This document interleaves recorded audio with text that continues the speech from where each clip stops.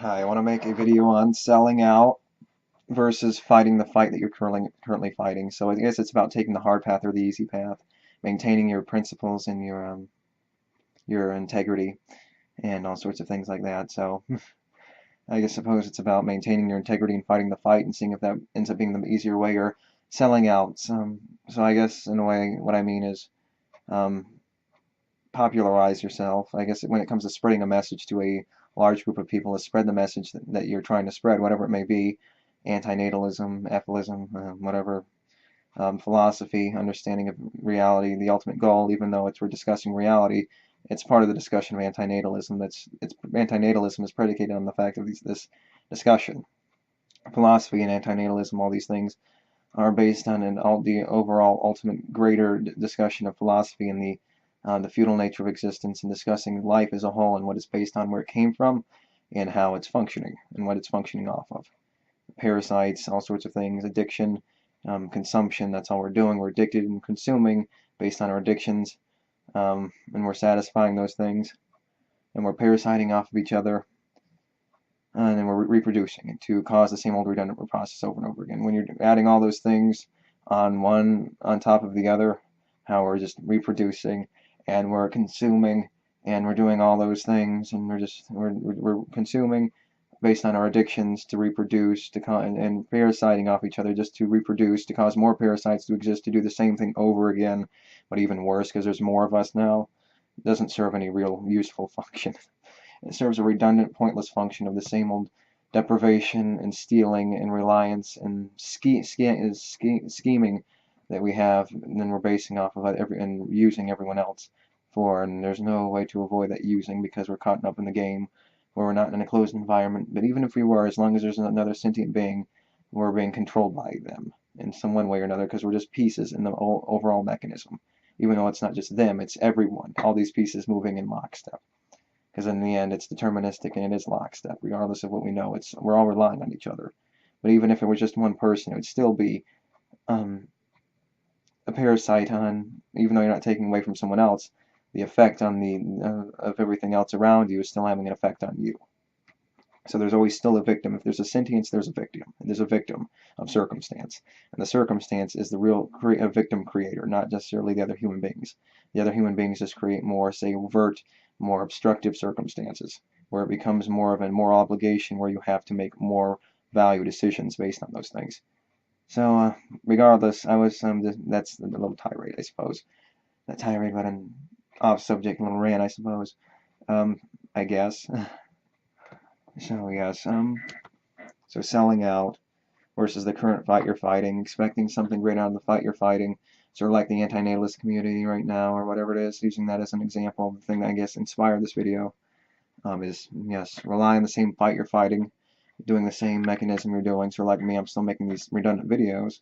Sort of like many people are caught up in their own function, still fighting the same fight, still making response videos, doing the same thing. Obviously, we're making changes gradually, and there is change happening.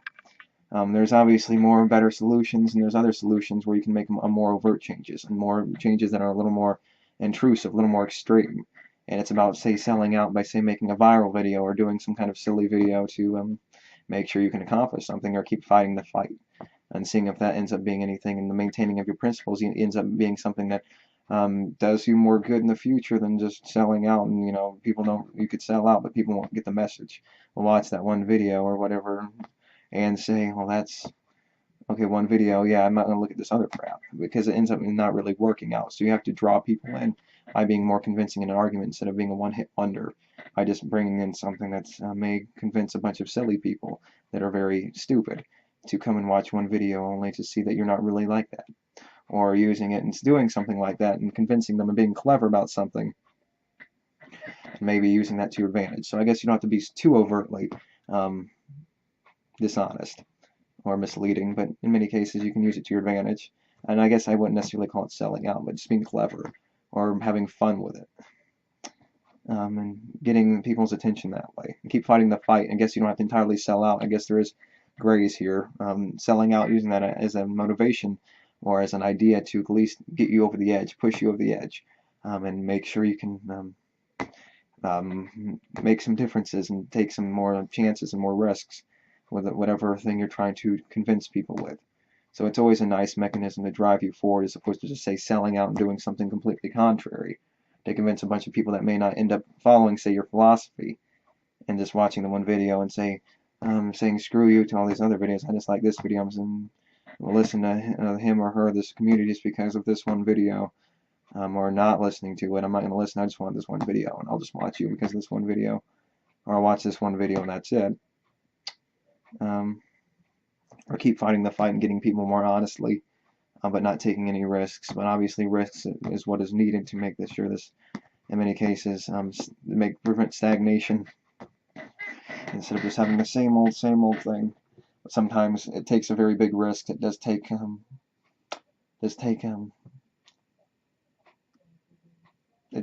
you doing what a lot of other people would end up having to do, where you have to give in to societal standards, or whatever you want to call it. I can't think of the word, but you have to give in, and you have to do what the vast majority of people are doing, or whatever it may be. You have to fall for it, and you have to give in and do what the most people would do, and that's where you're kind of stuck in the circumstance where you may be stuck in. So it doesn't necessarily mean always that, but taking risks is always a good thing. It's not always a good thing. It's generally speaking a bad thing, but sometimes when you realize you're not getting anywhere, risks are a good option or alternative to just fighting the same fight and, say, stagnating. Even though you may be making a difference, good or bad, you're still making a difference, even if you don't realize it. Like I've mentioned before, you're still making some kind of difference. It's good to at least try a risk to see if it's worth it. If it doesn't work out, at least hopefully you'll learn your lesson. Or try it differently, at least realize what's good and what's bad, find out what works and doesn't work. And that's, I guess, the ultimate goal in this, at least in spreading the philosophies that we're talking about, using as a primary example in this video. So you don't always have to entirely sell out. You don't always have to entirely do one thing or another. But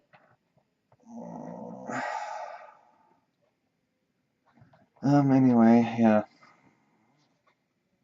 Sorry, I'm tired. And these videos don't really mean much, but yeah, selling out versus fighting the same fight. Fill in any blanks I may have missed in this video, but you could always just be clever to take some risks, find some way to change things up, which is always smart, I suppose, and see if that can work you any good. Sometimes it can bite you in the ass, but sometimes it takes big risks, and at that point you are kind of taking a much bigger risk than may be necessary, or taking a risk that's very risky. So selling out, like, I think we can fill in the blank in many people that have entirely and thoroughly sold out or given up on any reasonable discussion about real philosophy, and some other people that are fighting the same fight and being consistent all the way through. So that's obviously using it to your advantage, being dishonest, or trying to be clever, or being honest all the way through, or yeah, just being entertaining. You can be entertaining and still get a crowd and be honest with yourself. Just have fun with it. I guess it doesn't really matter, but there are examples of not taking it too far. And I guess that's something you walk away with in this video, is not taking it too far and fighting the same fight, but also employing some kind of idea, at least as an inspiration of selling out, or the idea, whatever that means, of using that as a function of risk if you're not feeling like the message is getting far enough, fast enough to as many people. So, or the idea is not spreading far enough, fast enough, because obviously the ideas are the things that mean something because they're the things that exist. We're just sort of like discovering a new song. The songs are already there. They already exist. The possibilities are there. They haven't been created. You can still take credit for it. The movie hasn't been made, or this, that, or the other thing. The sound hasn't been made, but the sound is there, and you can still take credit for it, even though it's there. It's presented to you. Reality gave it to you. Reality describes itself. It's already there, and it's ready to be discovered, like we're discovering value. So yes, I think that's all I need to say. So discover value, knowing when to not take too much of a risk when discussing philosophy. Philosophy is already there. The philosophy already exists in reality. So, yep. It's already there for you to discover. It's about discovering it. I may have forgotten something, but it's fine.